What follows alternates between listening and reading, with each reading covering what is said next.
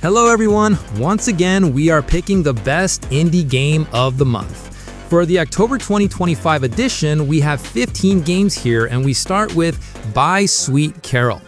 By Sweet Carole is a narrative-driven horror adventure that blends Disney-inspired animation with dark, unsettling themes, following a young girl's descent into a nightmarish world while searching for her missing friend. The story centers on Lana Benton, who investigates the disappearance of her best friend Carol Simmons and is drawn into the eerie realm of Corolla. You'll sneak past enemies, balance across beams, complete quick-time events, and even use a unique shape-shifting mechanic that allows Lana to transform into a rabbit, to access hidden paths and evade danger. It's hand-drawn animation, meticulously crafted to evoke the warmth of films like Snow White and Beauty and the Beast, only to twist that nostalgia into something eerie and disquieting. To allow you to return. And coming in number 14 is GODBREAKERS. It's a frenetic co-op action roguelike where you and up to 3 allies battle brutal bosses, absorb their powers, and craft unique builds across shifting biomes.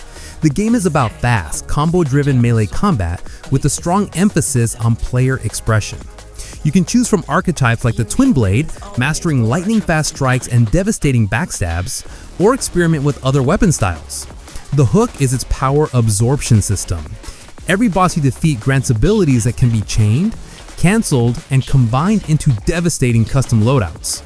This makes each run feel different, as you're constantly adapting your build to the enemies you've conquered.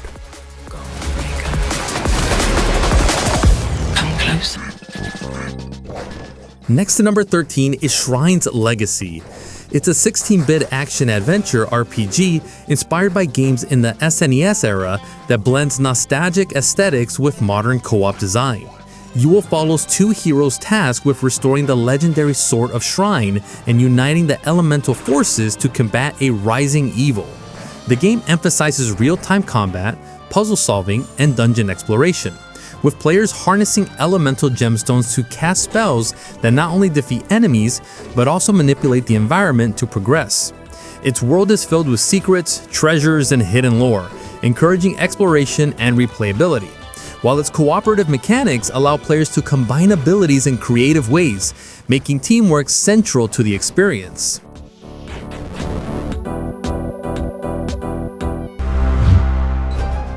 And for number 12, The Lonesome Guild. It's an RPG that blends classic beat-em-up mechanics with a heartfelt narrative. Set in a bleak, mist-shrouded world where loneliness itself has become a creeping force of corruption, and players step into the role of Ghost, a spirit with no memories who must gather a band of 6 misfit companions to survive and push back the spreading void. Gameplay blends exploration and combat, allowing you to seamlessly switch between party members while uncovering secrets in forgotten lands, battling twisted creatures, and forging bonds that unlock powerful combo attacks and heartfelt campfire moments.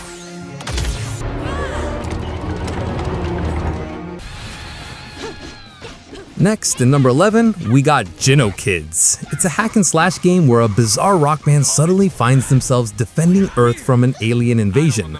During one of their shows, the band is interrupted by an alien force intent on assimilating humanity. Instead of panicking, the band members pick up their instruments as weapons and fight back in over-the-top, stylish combat. You can switch between 4 distinct characters, each with unique fighting styles and abilities, chaining combos, dodging, and unleashing flashy special moves to keep the action flowing. The game rewards players for aggressive play and creative use of character abilities, almost like a rhythm-infused hack and slash where the music fuels the mayhem.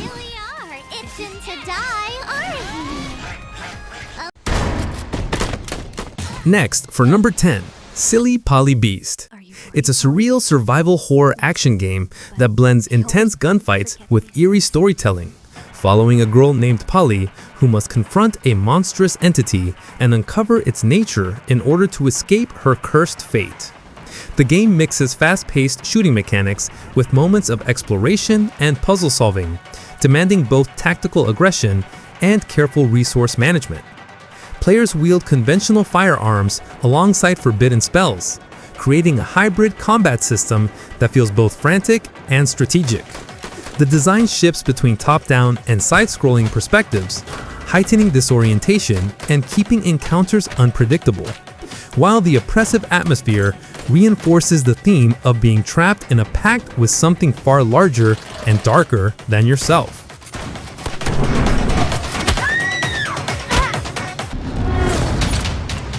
And next for number 9, Tormented Souls 2. It's a classic-style survival horror game that continues the story of Caroline Walker, plunging her into a new nightmare.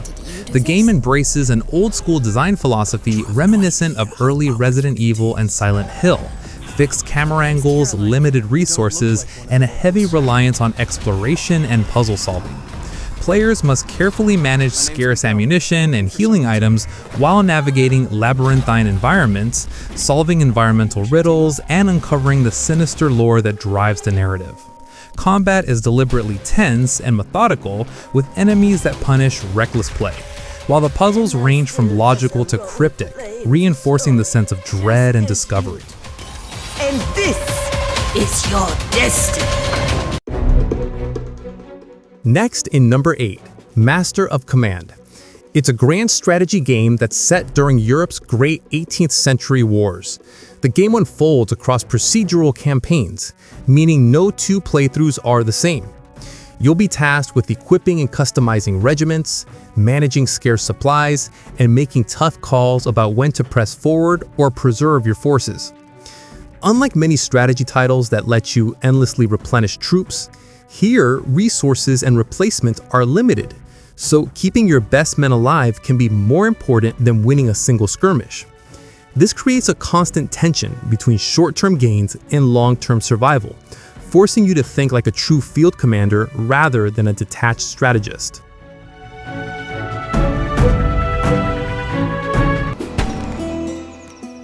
Next, in number 7, Vane. It's a post-apocalyptic open-world survival sandbox where you scavenge, fight, and rebuild in a world overrun by the undead. Vane is about survival in a collapsed society. You'll explore abandoned cities, gather supplies, craft tools, and fortify shelters while fending off zombies, hostile bandits, and the constant threat of your needs. The game emphasizes hardcore mechanics. Injuries can cripple you, resources are scarce, and every decision about when to fight or flee carries weight. Vane leans into simulation-style detail, drawing inspiration from games like Project Zomboid, with systems for base building, NPC interactions, and even rebuilding fragments of society. Multiplayer adds another layer, letting you team up with friends or strangers to defend safe houses, trade, or clash over territory.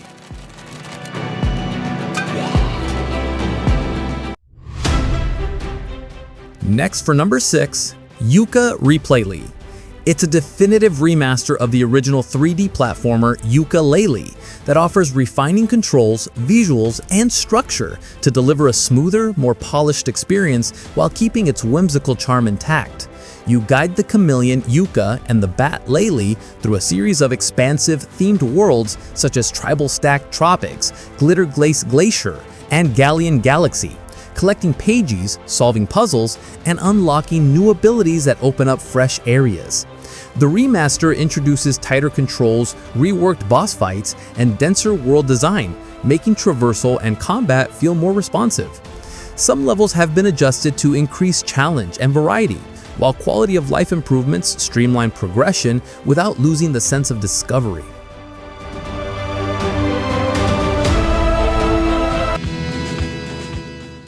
And in number 5 is Are We There Yet? It's a humorous co-op survival adventure where up to 4 players must drive a barely functional camper. The game sets you and your friends inside a beat-up RV tasked with crossing the perilous Mudbutts Valley, a region filled with hazards, wild animals, and environmental obstacles. Gameplay revolves around cooperative problem solving. Players must steer, repair, and stabilize the camper while also managing supplies, using a trusty winch to pull the vehicle out of sticky situations and improvising solutions when the RV inevitably breaks down. The physics system is intentionally exaggerated, turning every bump in the road into slapstick chaos, while the survival layer forces you to balance fuel, food, and repairs against the constant pressure of the journey.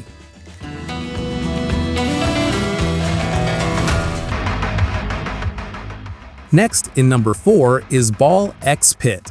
It's a chaotic roguelike brick breaker that fuses classic arcade ball bouncing with modern roguelite progression.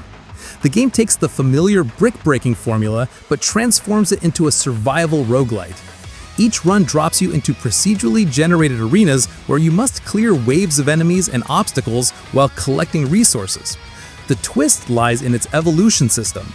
Basic balls can be fused and upgraded into powerful variants with unique effects, from explosive ricochets to piercing beams, letting you craft builds that feel wildly different each run. The game has a good blend of simplicity and depth. On the surface, it looks like a playful arcade throwback, but beneath that lies a strategic layer of ball management, synergies, and risk-reward choices that keep the one more run feeling alive.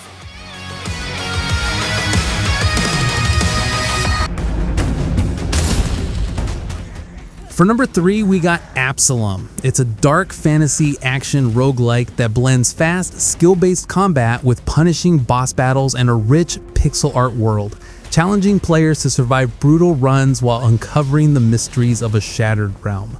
The game is built around roguelike progression and side-scrolling beat-em-up combat. Each run demands mastery of rapid combo chains, magical counters, and weapon variety, with enemies and bosses that punish sloppy play. Between runs, you unlock new abilities, rare items, and synergies that reshape your approach, ensuring no two attempts feel the same. The combat is deliberately intense, mixing melee precision with spellcasting, requiring both reflexes and tactical adaptation.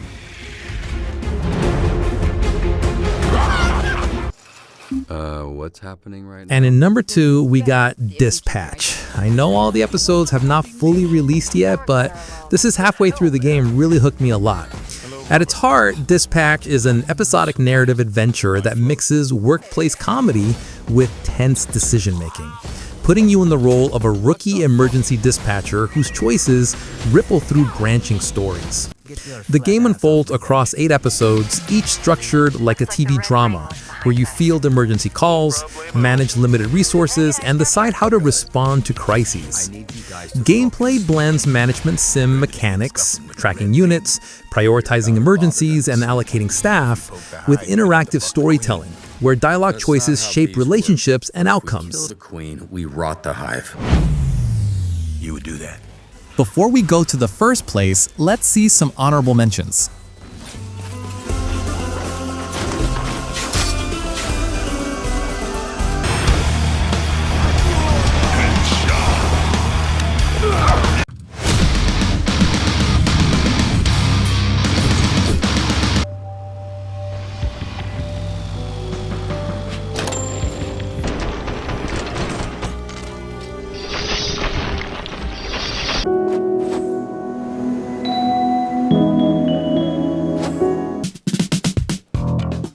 And coming number 1 is Escape from Duckov.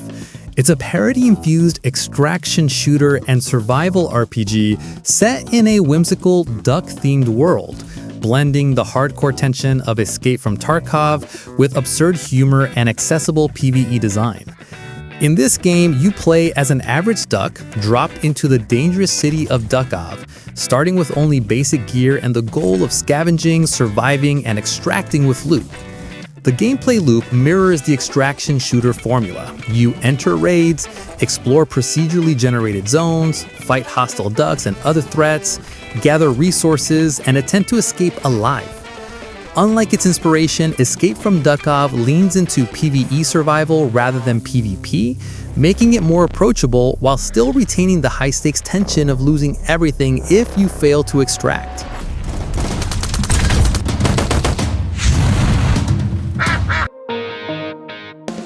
Do you agree with our list? If you have a favorite game from the list or outside the list, don't hesitate to tell me in the comments below. Thank you for watching, guys, and see you in the next video.